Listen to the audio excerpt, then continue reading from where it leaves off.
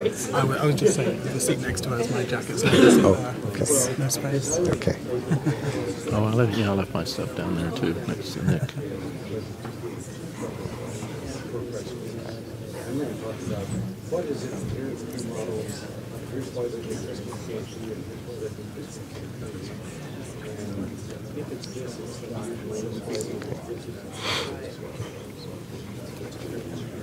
Yeah, it was really amusing looking at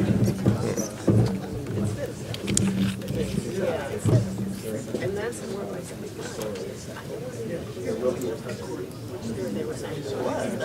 yeah, I know. That's the issue. I hope they take that comment in. Is he doing a poster or anything? He's doing a poster also. On QLP or? Yeah. Oh, great.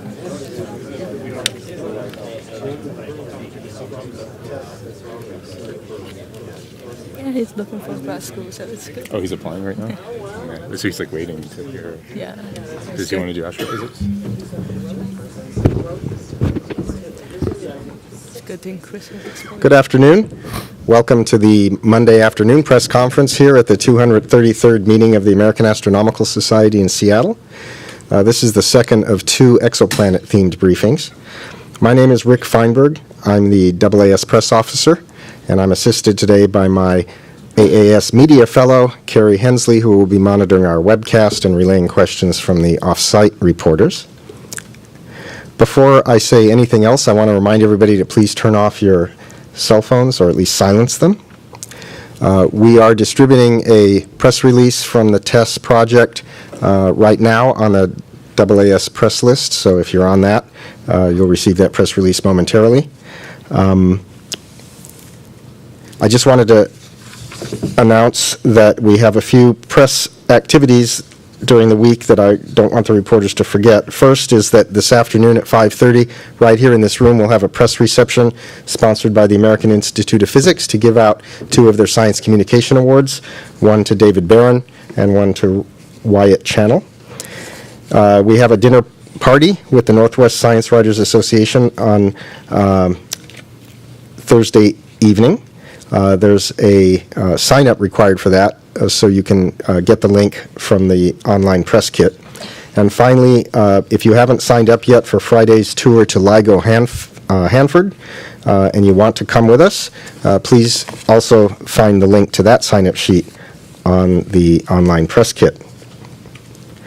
So it's 2019, which is 10 years since the launch of NASA's Kepler Space Telescope, which blew open the field of exoplanet discovery. And a decade later, NASA has now launched TESS, the Transiting Exoplanet Survey Satellite, and we're about to enjoy our second big wave of exoplanet discoveries from orbit.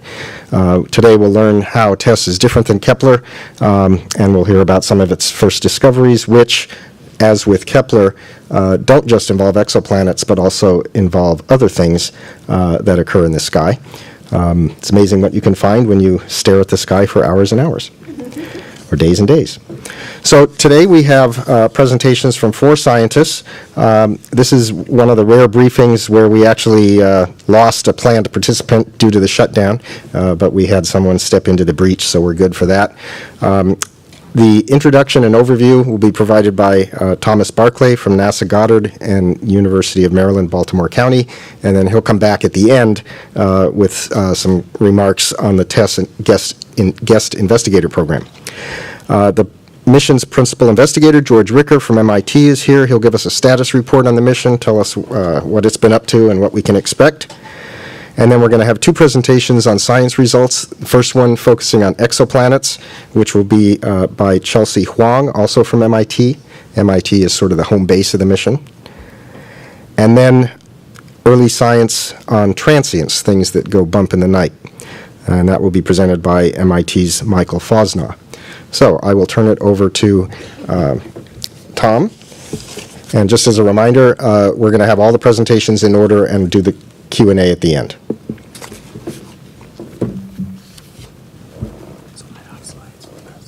You want yours here? Or you don't need them yet? Okay.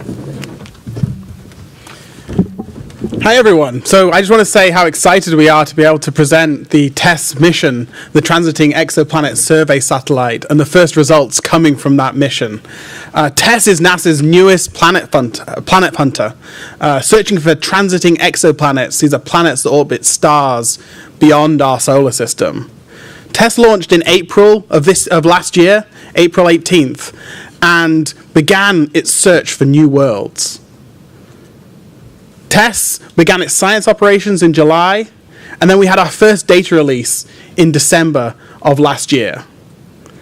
So we're really just starting to get the first discoveries and really beginning the exciting time of discovery. We're talking to you today on behalf of a large team that involves many organizations, some of which are NASA Goddard, NASA Ames, MIT, CFA, the Space Telescope Science Institute, and many others. It really is a broad group of people that brought this mission together. TESS is expected to find thousands of planets during its mission, which is initially a 2-year primary mission. The planets it finds will range in size from gas giants, sort of size of Jupiter, all the way down to Earth-sized planets. TESS is following in the footsteps of NASA's first planet hunting mission, the Kepler Space Telescope, which retired in November of last year after an extremely successful 9-year mission. Kepler taught us that planets are common. Our galaxy has planets throughout it. There are probably more planets than stars. TESS builds upon Kepler by taking that knowledge that planets are everywhere and searching the nearest and brightest stars for planets. Most of TESS's planets are going to be within 300 light years. In some way, this is our cosmic backyard. By finding planets that are nearer and brighter than the ones we previously know about, we can learn a lot more information about these planets. By using TESS, we'll find their size, and by using ground-based telescopes, we can learn about their mass. This teaches us clues about their composition. By using current space-based telescopes like Hubble and Spitzer, and future telescopes like the James Webb Space Telescope, we can learn about their atmospheres. And we can continue NASA's journey to find places that remind us of home and places that may support life. Beyond just planets, because TESS monitors a large swath of the sky, we can serve as a watchdog for stars and galaxies out there that TESS is monitoring.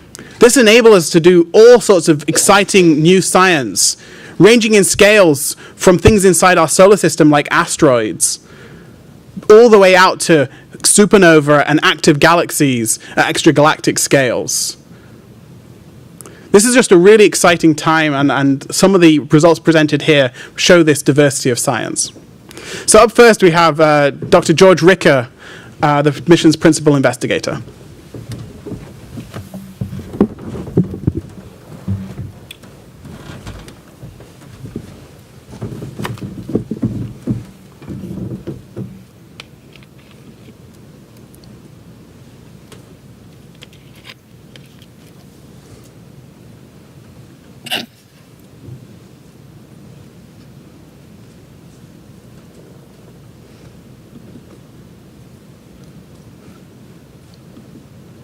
Okay. Finding it? I see it, but I'm trying to double click. Oh, Yep. That makes sense. All right. All right.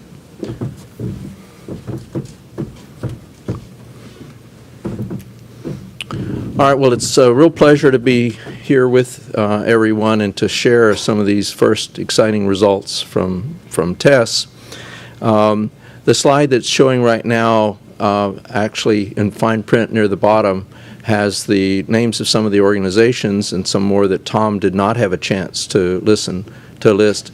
But altogether, over the past 5 years since TESS was selected by NASA for flight, there's been over 1 million person-hours of effort that's gone into producing this marvelous machine, and what we're going to be sharing the results from today, and I think you'll have the same level of excitement that we have from what actually has come about.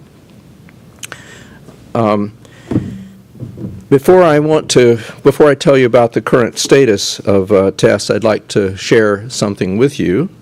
if I can make this work. Here we go. If you were to imagine that you could find a new Earth-sized planet every month, one of the things that you might find is that 3/4 of the host stars for such planets would be M dwarfs. These are stars that perhaps are half the temperature of the sun, and they're very common. There's 3/4 of the stars in the solar neighborhood that are of this type. You might imagine that you'd also find planets orbiting binary stars. About half of the stars that we know of in the solar neighborhood are of this type. And furthermore, you'd also find that there would be a large number of planets that are somewhat larger than the Earth, these so-called super-Earths that we've been learning about over the past 10 years, at least in a beginning way. Because of the fact that it's going to be possible to make these observations and to share this information with the community as a whole, we've come to speak of TESS as being the People's Telescope. And it's the People's Telescope in two ways, one of which is obvious and one of which is a little bit more subtle. It's obvious that the taxpayers of this country have paid for this effort, and therefore they should have a lot of the information shared with them as soon as we know about it. But it's also critically important to astronomers because for all of the work that's coming up, especially for the Webb telescope, we need to know the properties of the planets that are in the solar neighborhood because they're going to be the very best targets for Webb and also the missions that are yet to come. So in terms of TESS's role in NASA's master plan, this shows the location of TESS, which was launched in April, between Kepler and Webb. And it actually builds on the work that was done by Kepler, but more than that, it actually prepares the way for Webb when Webb launches in 2021.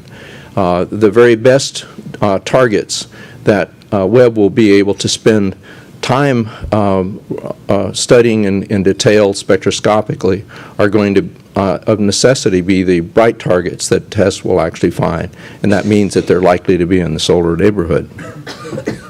This is what TESS actually looks like. This is the way the instrument and the spacecraft looked when it was being integrated and tested at Northrop Grumman Innovation Systems in Virginia just a little over a year ago.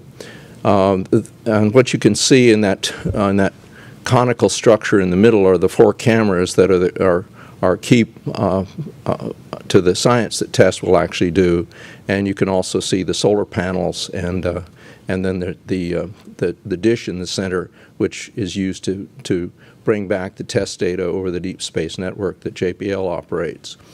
One of the key things with TESS is that it's small. It's only about as tall as I am.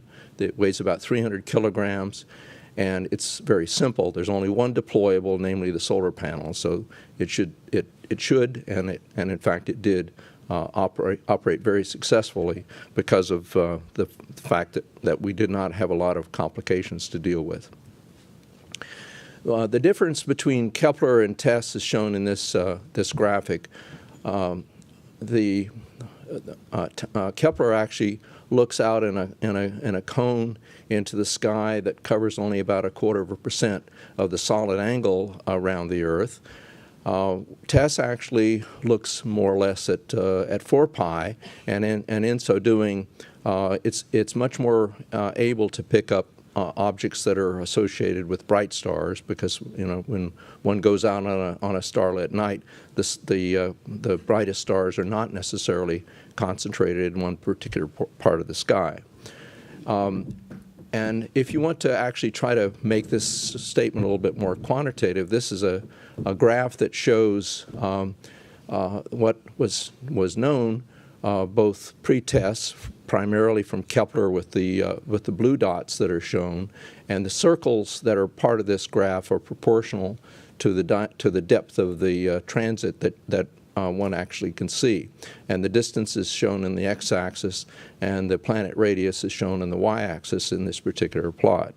So the large accumulation of blue circles at the right side are generally associated with objects that are quite faint and therefore hard to follow up. The objects that TESS will actually find are primarily as shown in the orange circles, and those are the ones that are going to be within a couple hundred or 400 light years, as indicated in this plot, of Earth. And those are the ones that are really going to be interesting not only for Webb, but for large ground-based telescopes that are being constructed now, the TMT, the ELT, and the GMT, that we're all going to hear a lot about in the months and years to come. So the thing I'd like to show next, and it'll help in understanding some of the results that we're going to be sharing with you today, is the way that TESS actually does its sky survey. So TESS is actually, once it's launched and in orbit, the cameras actually have splayed fields of view that extend from near the ecliptic to approximately the ecliptic pole. And the overall fields of view of the cameras are quite large. The combination of the four covers about 2,300 square degrees, so it's about 5.5% of the sky. And then the satellite actually steps around in 13 sectors in the southern hemisphere for the very first part of the mission, and then it shifts and moves to the northern hemisphere. So what we're talking to you today about are primarily just observations that were made in the first few sectors of the southern hemisphere exposure, and that's what's shown in this plot. The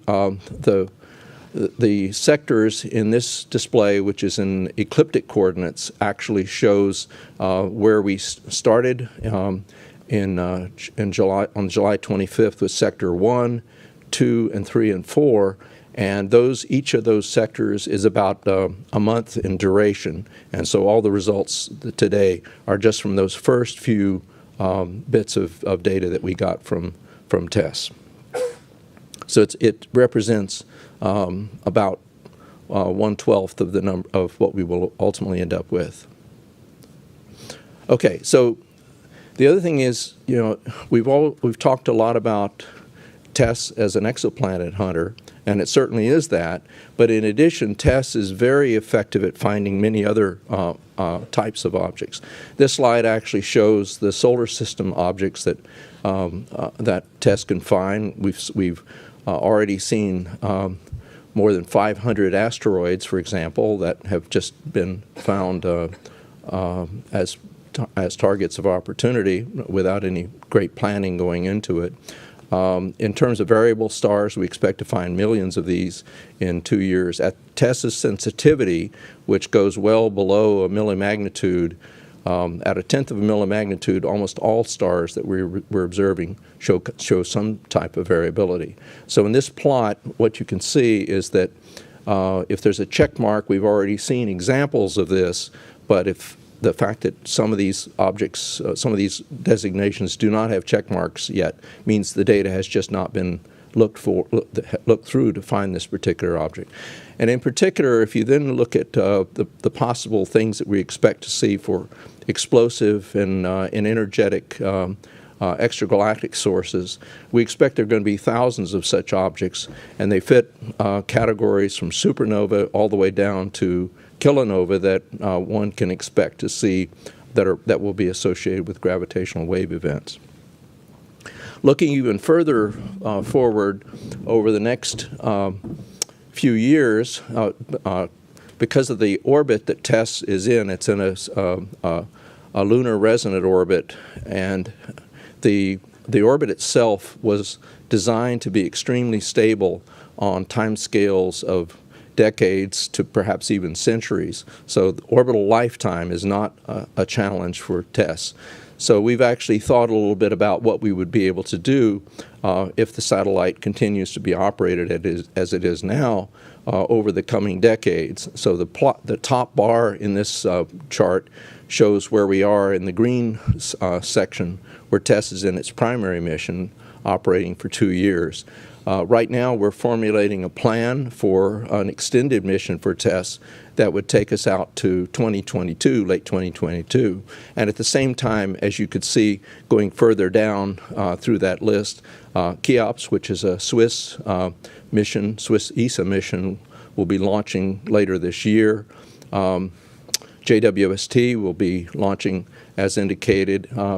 LIGO is being upgraded, so the chances are going to be improved, that we'll be able to find correlations with kilonova that are identified through their efforts. LSST is coming online. LSST will have a sensitivity that is very great for objects that are fainter than 18th magnitude. TESS goes down to a little fainter than 19th magnitude, so the two missions are incredibly complementary in terms of the way that they're set up. Also, looking at the bar for the next generation large telescopes, they're all going to be coming in the same period of time that TESS will be able to help provide suitable targets for. And then finally, there's the European Plato mission that will be coming on in the latter part of this decade, and there'll be additional information, especially on astroseismology, that mission will actually be able to convey. So I'd like to just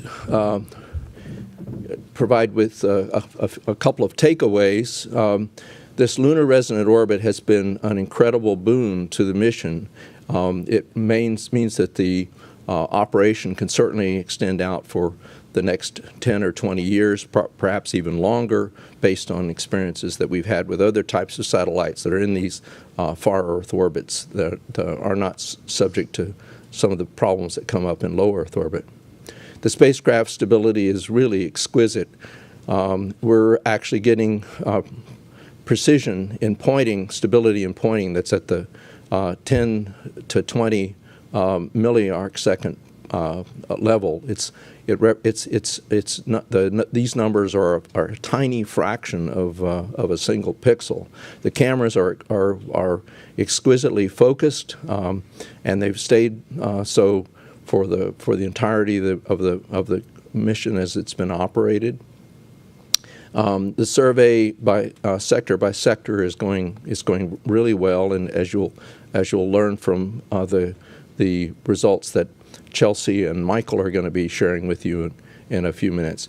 We're now we've just completed Sector 6 last week. So that means we're a quarter of the way through the entire survey, and the images have been delivered to MAST as well as supporting data products, and there's going to be a lot more information that will come from the community. And already in this meeting alone, there's been reports of something like in excess of 20 papers that are either already prepared or ready for publication. So TESS is really going to be an important part of our astronomical efforts, hopefully for the next decade and more to come.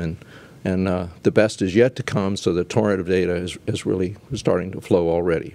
Thank you. So the next person who will be speaking is Chelsea Huang, and Chelsea is working at MIT on the pipeline that was developed for quickly identifying objects that we have been able to find in the TESS data. There's another pipeline that's operating at NASA Ames called the Spock pipeline, and the complementarity of these two efforts has been quite extraordinary.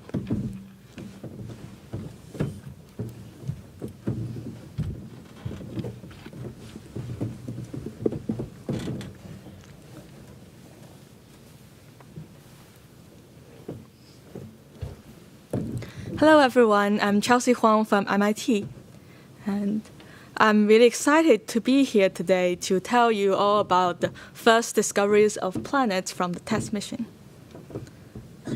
From the first 3 months of data, the TESS mission has announced more than 300 planetary candidates, and more than 8 new planets have been confirmed or validated through archive posts or journal articles.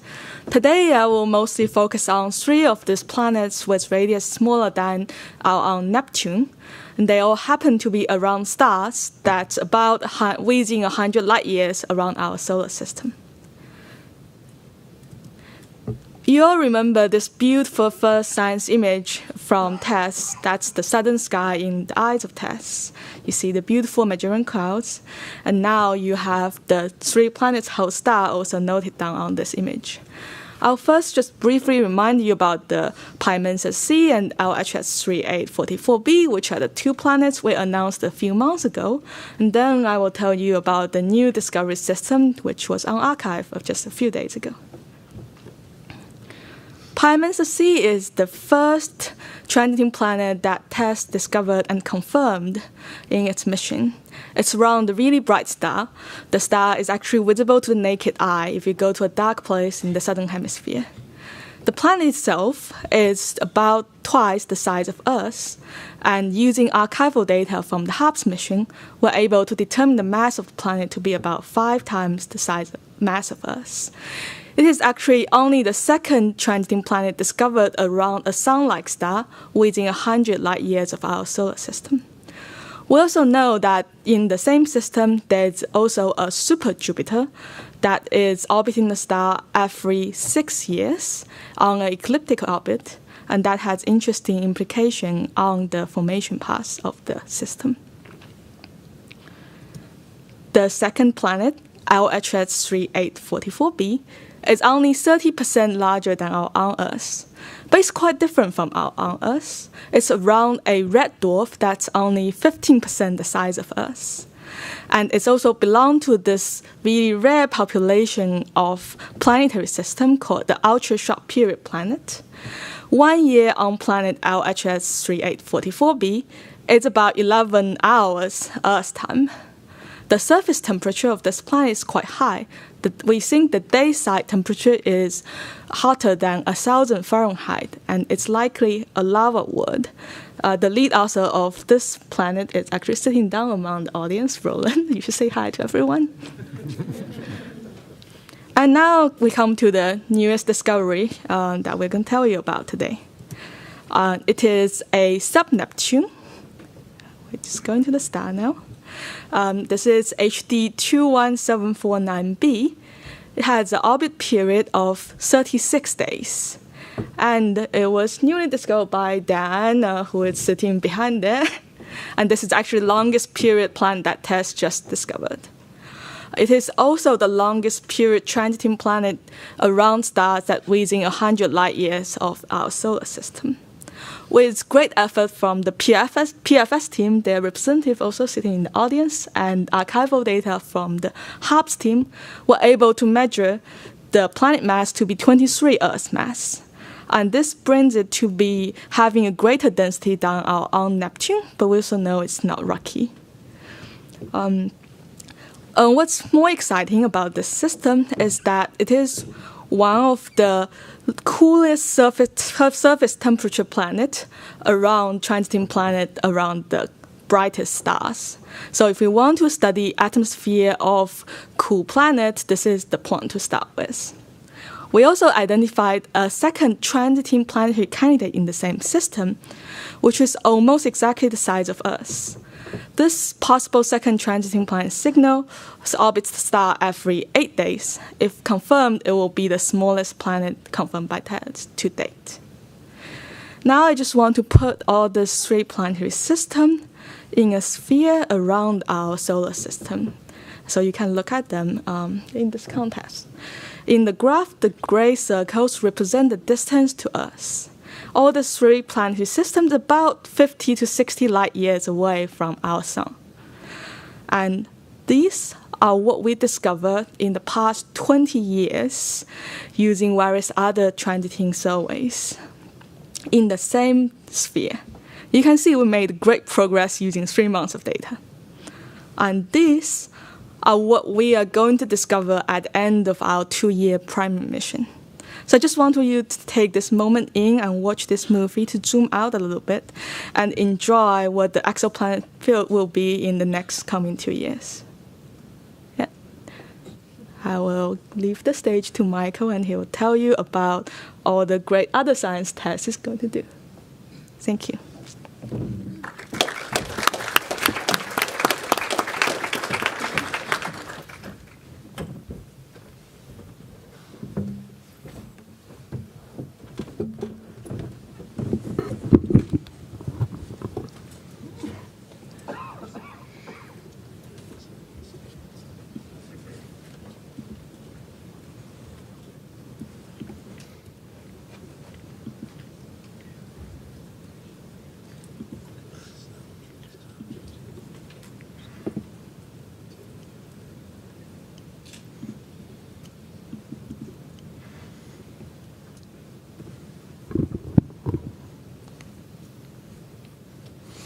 All right. Excuse me. All right. My name is Michael Fausnaugh. I am the TESS pipeline scientist at MIT, and today I'm telling you about opportunities for transient science with TESS. I think the main item here is there's been over 100 transients bright enough that we can get good measurements of them with TESS, and I'm going to show you the unique opportunities and information that TESS brings to bear studying these objects. But before we go into that, we've got to define what a transient is.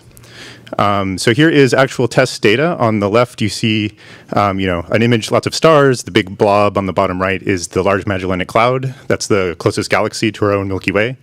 And the thing about TESS is it's just monitoring patches of the sky for a very long period of time, looking for changes. So a good way to visualize that is with a difference image. So that's what you see on the right. That's just the difference between image 4 and image 5. And I can play this like a movie, and this is the kind of thing that TESS will see. And you see that the night sky is very, very busy. Your eye is probably drawn to the fastest changes and the brightest or the largest changes. But if you look carefully, there's all sorts of stuff, smaller and slower changes. And if you look very carefully, you'll see sources appear and disappear. And this is just what we mean by an astrophysical transient. Is for a given patch of sky, if you look at one time and then you look sometime later, you'll either see a new source or you'll see a source disappear. So that's all that we mean by astrophysical transient. There are many telescopes around the world looking at the sky every single night trying to find these things, and there's a central database that they can report their findings. So taking from that database, these are the 101 brightest that TESS can get a good measurement for. They're color-coded by the telescope that found them. And that's in just the first 4 months of data. And as we'll see, TESS can bring a huge amount of information in terms of identifying and studying these kinds of systems. And the key is that we're continuously monitoring these objects so that we have data on them before they were even discovered. Here's a very illustrative example of this. So it was an event that was reported at about 2 in the afternoon on August 3rd. So it happens to land in Sector 1, Camera 2 of TESS. So we went back to see what was happening at that time. And in fact, we see a very sharp burst of light just before the announcement of the transient, and then the smooth decay. And this is the kind of signature of a strong stellar flare. It turns out there is a very faint M-dwarf star at this location, which are known to display this kind of phenomenon fairly regularly. But the point is that TESS, if it hadn't been for the TESS data, we would never have known what this transient was. We can identify it really, really clearly.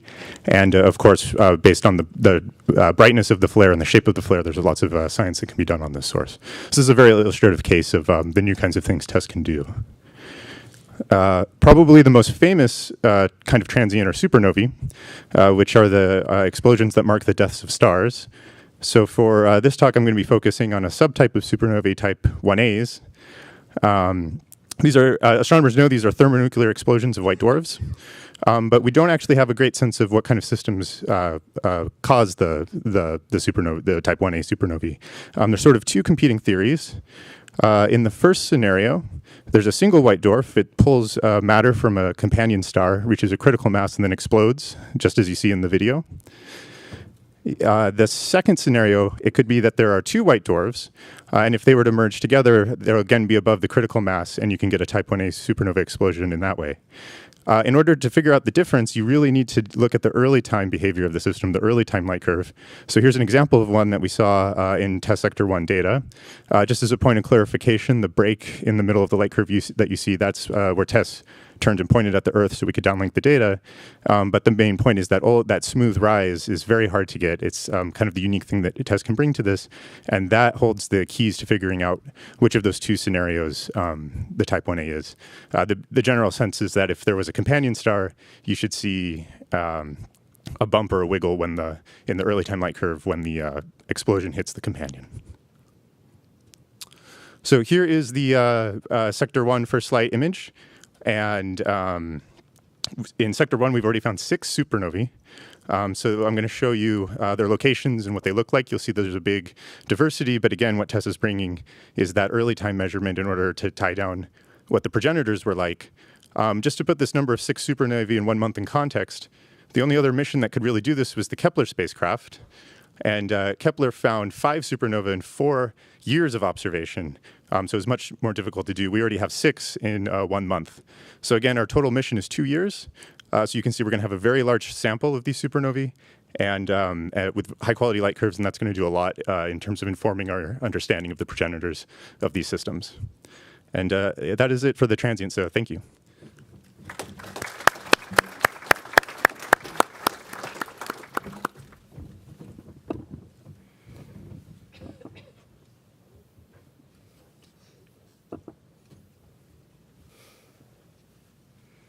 Okay, it's me again.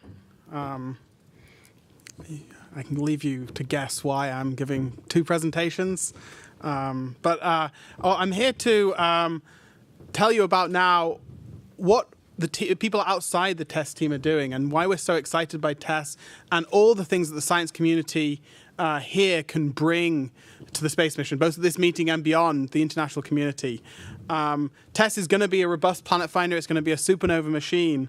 But there's so much more that TESS can do, and we're really very excited about that. And with the data release having happened, the first data release just a month ago, we're already seeing really exciting and rapid rate of discovery and new science coming out. So I'm going to show this image again because it's really a truly fantastic image that I think blew all of us away, even those of us who kind of knew what to expect from the mission. It really is fantastic. You know, this image here has over 1 million sources for which TESS can get very precise photometry. And we get an image like this every 30 minutes, almost unblinkingly, for a month. And then we move on to another field, and over our primary mission, we're going to get 26 such fields like this. That really is an astounding amount of data, really truly unprecedented in kind of planetary science, and a gold mine for people to search through. I think we learned from Kepler and then going to K2 that every time you look at a new part of the sky, you discover new things. And many of these discoveries are unexpected discoveries. So I think that's truly exciting what we have to look forward to. To put into context, you know, how excited our scientific community is here. This is just like basically a stats page that the massed archive at Space Telescope keeps, and the numbers that people interacting with the data are truly staggering. This is data from just the information from just the first week after data release. Over 1 million light curves were downloaded from the archive. Over 1 million images were downloaded of TESS data in just the first week.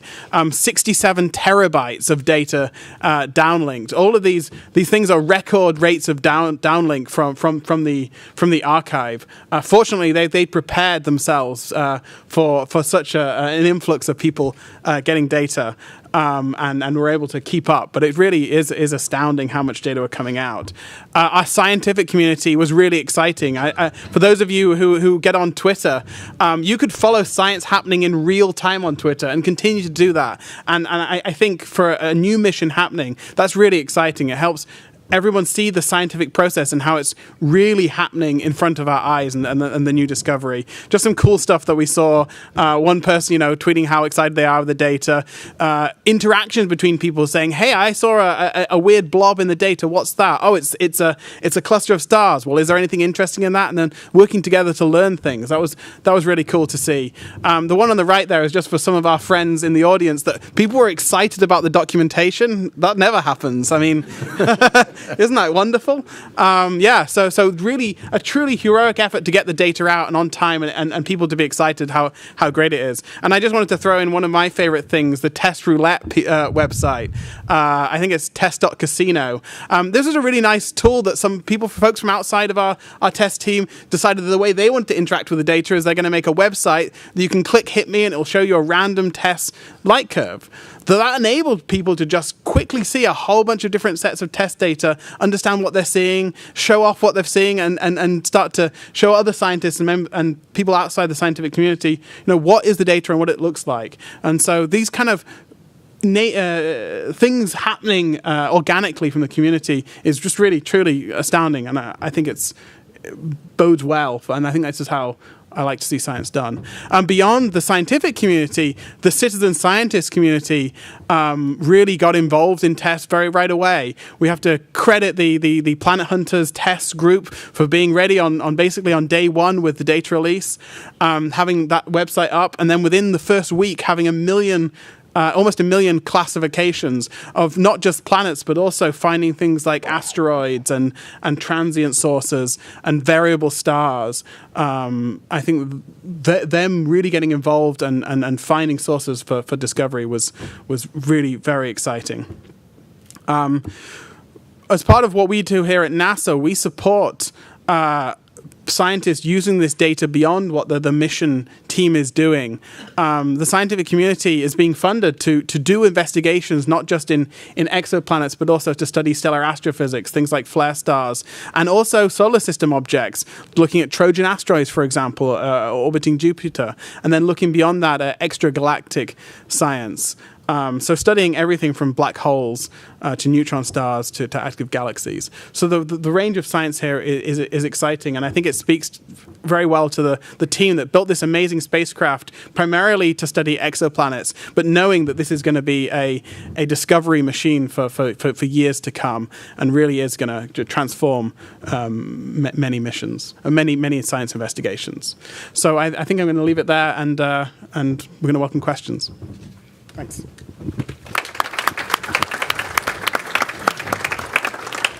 Thank you all very much. So we'll go now to the Q&A part. We're going to start here in the room. My esteemed colleague Frank Reddy from NASA Goddard in the back of the room has one of the microphones. Frank helped us organize this briefing, so I appreciate that. Carrie will be monitoring the webcast, and we'll take questions from the webcast in a little while. So we'll start down here with Alex. Please remember to identify yourself by name and affiliation. Yes, I'm Alex Witzy with Nature. My question is for Chelsea. Could you go through how many planetary candidates there are? I think I wrote down more than 300 planetary candidates. And how many confirmed planets there are? I have down more than 8 planets confirmed. Yes. And how are those other 5 compared to the 3 you talked about here? So the other 5, I remember there is a 8th magnitude hot Jupiter, and there is another planet that's slightly bigger than Neptune. I'm trying to remember what the other 3. Oh, there is a 7th magnitude warm Jupiter at 11 day. I can't remember the other 2, but they are either slightly bigger than Neptune or giant planets, but all around really bright stars. And this is in addition to a very large number of previously known planets that Yes. that were discovered from ground-based. We rediscovered about 14 known planets. And I know, as a matter of fact, there are probably 20 or 30 that's almost ready to be published. Yeah. Okay. Leslie Sage from Nature. George, in the extended mission, will you be revisiting already observed parts of the sky with different cadences to look for different kinds of transients? I've actually got a slide that I could show that points that out, if I could come to the podium.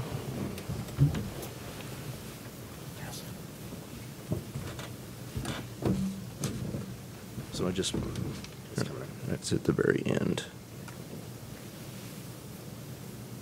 Let's see, how do I get to the very bottom? I think let's launch.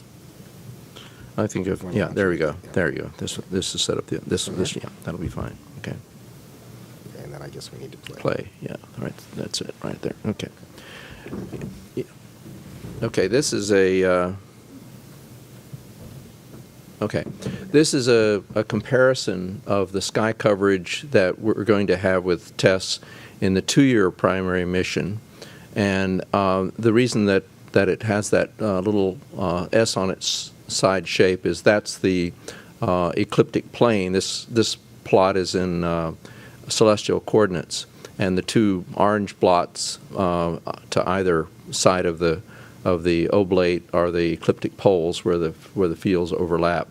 So in the 2 years that we have for the primary mission, we first do the southern hemisphere and then we do the northern hemisphere in succession.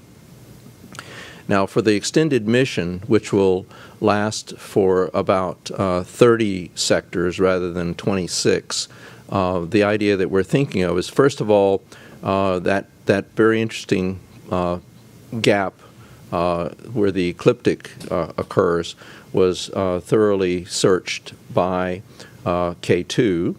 And one of the things that we want to make sure is that we go back and recover the planets that were discovered initially by K2, so that many of these are associated with bright hosts, and so they're going to be important for future generations of astronomers to study. So TESS can actually, because TESS has such a large solid angle, it covers 2,300 square degrees compared to the 100 square degrees that Kepler did. It can actually do this very quickly, so we can actually cover that piece of the sky in about 9 months, whereas K2 was covering it in 3 or 4 years. In addition, there's a period. There's a slot where it shows in green in that lower plot that contains the Kepler field, the original Kepler field in the northern hemisphere. We're going to go back and actually spend an extended observation to look at that, so that we'll be able to, with a longer baseline, be able to recover a fairly large number of originally Kepler discovered objects. And then that still leaves a small gap that is hard for us to look at, because it turns out if we look at that particular portion of the sky, it would involve the satellite looking back toward either the bright Earth or the Moon, and that's something that'll have to wait until future extended missions. One of the things that we've been able to establish is by actually going back and doing both the northern hemisphere and the southern hemisphere again, we're going to approximately double the number of planets that TESS can discover. But more than that, there'll also be longer period planets, and there'll be a lot more in the habitable zone of their host stars that'll be part of this as well. And then finally, the other thing is that because of that, in that plot that I did show, that shows the ability of the mission to look for a very long period of time, perhaps a decade, to re-examine portions of the sky. In future extended missions, we're just thinking about this, but we have not made a really definite plan. What we were likely to do is use targeted searches to look for particular objects that show up in the previous missions.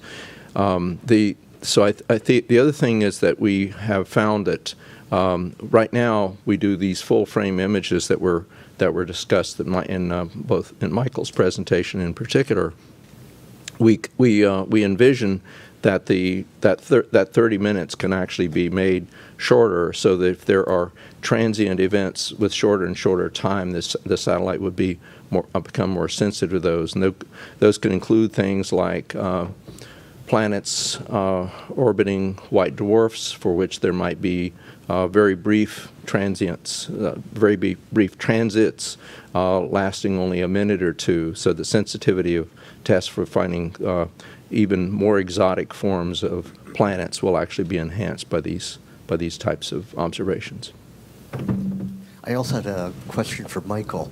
The supernova light curves all looked very smooth. There was no evidence for any flaring whatsoever. Right. So the analysis on the, what are the actual progenitors is still ongoing. We're just at the stage of finding which ones we can get signals and so forth. I certainly agree with you, but it would be too easy too early to speculate on what they really are. I take that as your question. Yeah.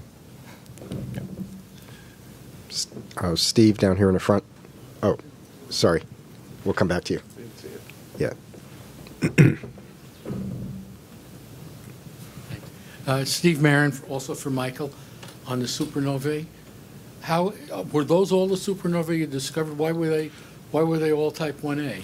Or you're just showing the type 1a? So sorry, there were actually two type 2s in that sample, and it was 6 in sector 1 and then 2 more in sector 2, although the 2 in sector 2 are 1As also. Yeah. Okay, Dan. Hi, Dan Cleary from Science Magazine. Just a question for Chelsea. How do you measure the orbital period of a planet, if it's 36 days, from an observation that lasts 27 days? That planet is actually detected with all 3 sectors for data. So we have more than 2 transits. And I also have a quick question from Michael or George as well. In terms of transient objects, I presume you just observe ones that happen to be in the sector that's observed at that time. Are there any circumstances where TESS would slew to look at a particularly enticing transient source? Well, I can answer the question about slewing. That we don't envision that we would be doing things like that for the primary mission or the first extended mission. The spacecraft has a lot of capabilities for doing things like that. By changing firmware or software, we may be able to make modifications. It actually can move and settle quite well. And then the other thing that we've thought about, but again, this is something that wouldn't happen for several years, is to actually have the satellite be able to trigger on events that it finds in the field of view and send that information back as very short, very quick alerts. All these things are possible, and as we learn to use the satellite more and more effectively, we'll certainly be interested in migrating toward those alternate forms of operation. Yeah, and I can also add that there is something a little special about the places that TESS observed. So if a supernova went off in sector 1, we could always go back and see what it was doing 4 months ago. And it's something we'll certainly try and see if there's anything to be had there. But the 101 number is only things that happened during the observations. If you counted everything over, say, the last year, it would be a much higher number. Yeah. Well, one other thing about the pointing, I think that's important, because as Chelsea pointed out, for what we call camera 4, the one that looks at the ecliptic pole, that actually has a full year of exposure. So, for example, in the Large Magellanic Cloud, if anything happens during this full year, we'll have that archival record to go back to. And the other virtue in the north and south ecliptic pole is that those are the continuous viewing zones for JWST and very likely for other future missions that are going to be operating at L2, because it's just it's really the sweet spot for satellites that are in that particular operating mode in which they have to avoid looking too close to the sun. Okay, Lisa. Hi, Lisa Grossman from Science News, and I was wondering if the properties of any of the new planets that you found are surprising in any way, and if they can tell us anything about planet formation or the statistics of what kinds of planets we can find where, anything general big picture like that.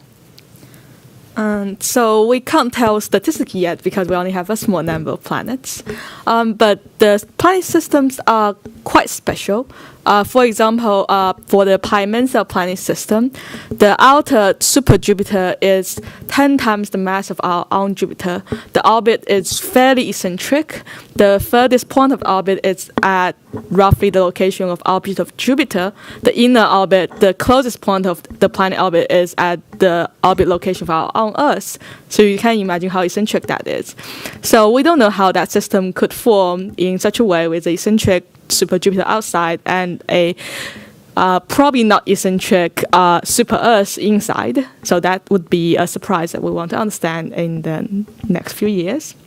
And for our H3844b, it's, as I said, it's one of the rare population of the ultra short period planets, and we also don't fully understand how them form at such short period. For the third planetary system, it's denser on Neptune, and we haven't seen that many type of planet like that. We think it must have a substantial atmosphere, but also not rocky. So once we look at it with JWST, we will try to understand a bit more of how it formed or what the chemistry in the atmosphere would be. I could just point out one other thing that sort of bears upon that. There's a very extensive follow-up program that's been mounted. That's part of TESS. That's being led by our colleagues at the Smithsonian Astrophysical Observatory and Harvard's CFA. And unfortunately, the key person in that group, Dave Latham, could not travel and be here.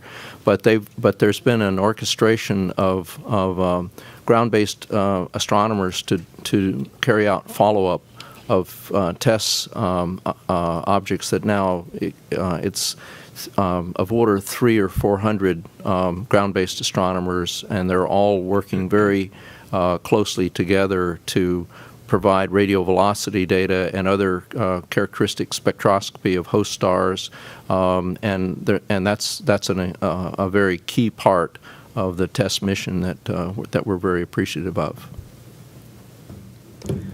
I'd like to go to the webcast. We'll get a couple of questions courtesy of Carrie. All right, this question, is this on? Yeah, it's on. Okay. This question is for Chelsea from Monica Young at Sky and Telescope. She asks, is there a publication, catalog, or online archive where there's information about the existing exoplanet candidates from TESS? We are planning to publish one, and Natalia, who sits among the audience, will be the one who leading that catalog paper. We'll let you guys know when we put the paper out.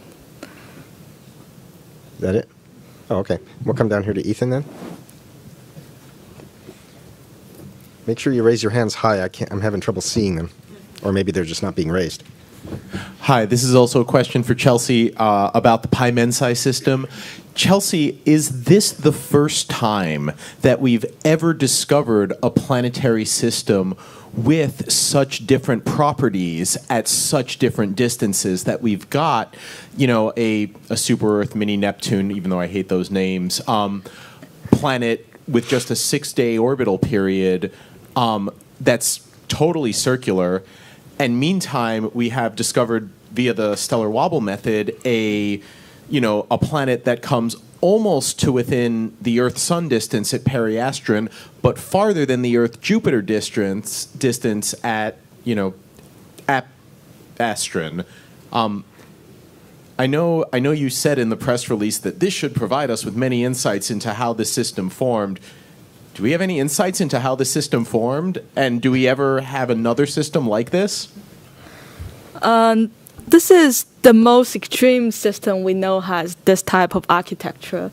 We know probably 3 other systems has a inside transiting super Earth and the outside giant planet, but they are not, the giant planet outside are not as eccentric as this one, and also not as massive as this one.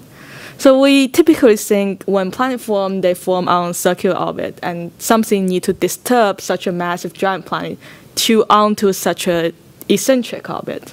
And we are really surprised that the inner super Earth actually survived that disruption event. So we don't know what exactly happened, but it's a mystery we really want to understand. Okay, we'll come back here.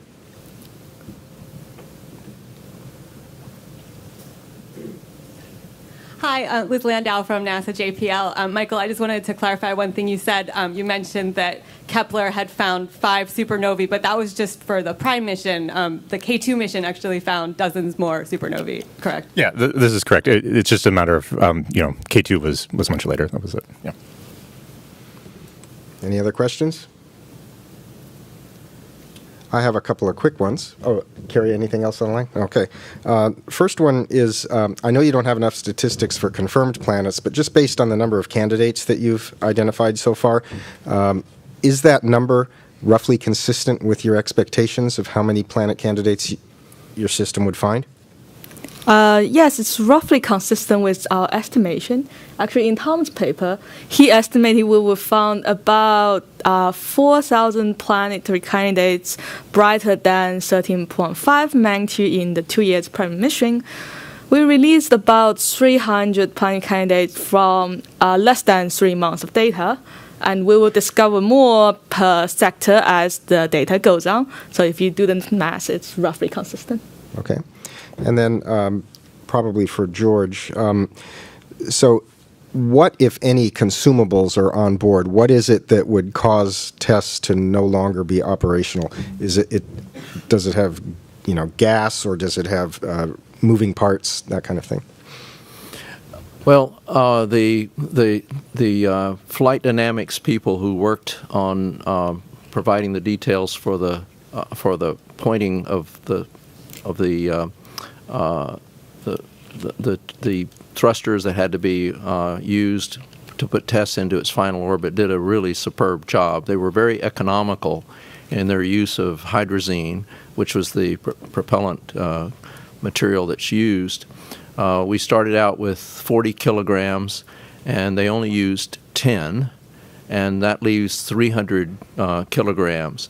Now, for actually staying in the TESS orbit, the TESS orbit is actually stabilized by something called the Kozai mechanism, which is a 3-body interaction between the Earth, and the Moon and TESS.